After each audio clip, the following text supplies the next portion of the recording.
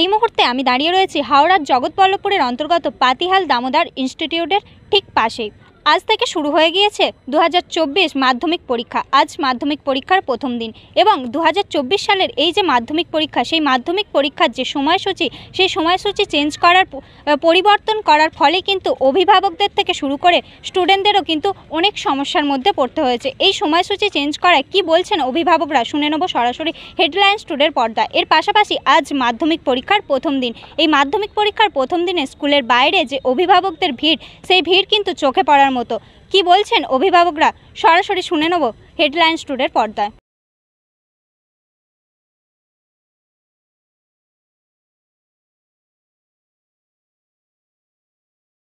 তো পরীক্ষা টাইমটা সবথেকে বড় কথা হচ্ছে টাইমটা আমাদের খুবই শর্ট টাইমের মধ্যে করে দিয়েছেন। সাল 1988 থেকে আজকে সেই যে স্থিতিটা, আজকে লাস্ট মানে এই পরীক্ষা যে প্রথম এই টাইমটাই অনেকেরই অসুবিধে হচ্ছে। হ্যাঁ, অনেক দূর দূর থেকে যারা আসছেন তাদের তো খুবই অসুবিধে হচ্ছে। আর যাই হোক, আস্তে আস্তে ভালোই লাগছে, খারাপ হবে না, ভালোই পরীক্ষা হবে। কতটা চিন্তার মধ্যে আছেন? চিন্তা তো, টেনশন তো আছেই। গেট একটা গেট বন্ধ ছিল, ওই দিক দিয়ে ঢোকালাম আবার।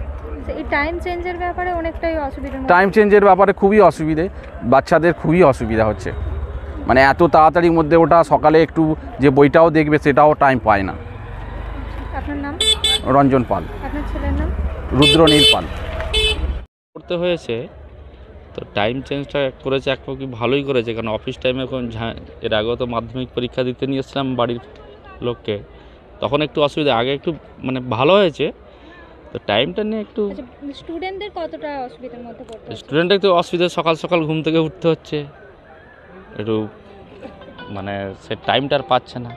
কাকে নিয়ে এসেছেন? আমার মেয়েকে নিয়ে এসেছি। কোন স্কুলে পড়ে? বামনপাড়া চিন্তামণি বালিকা বিদ্যালয়। এটা কোন স্কুল? এটা দামোদর স্কুলে। আপনার নাম? আমার নাম সাইফুদ্দিন জমাদার। আচ্ছা, এই স্কুলে কয়টা স্কুলে সিট পড়েছে?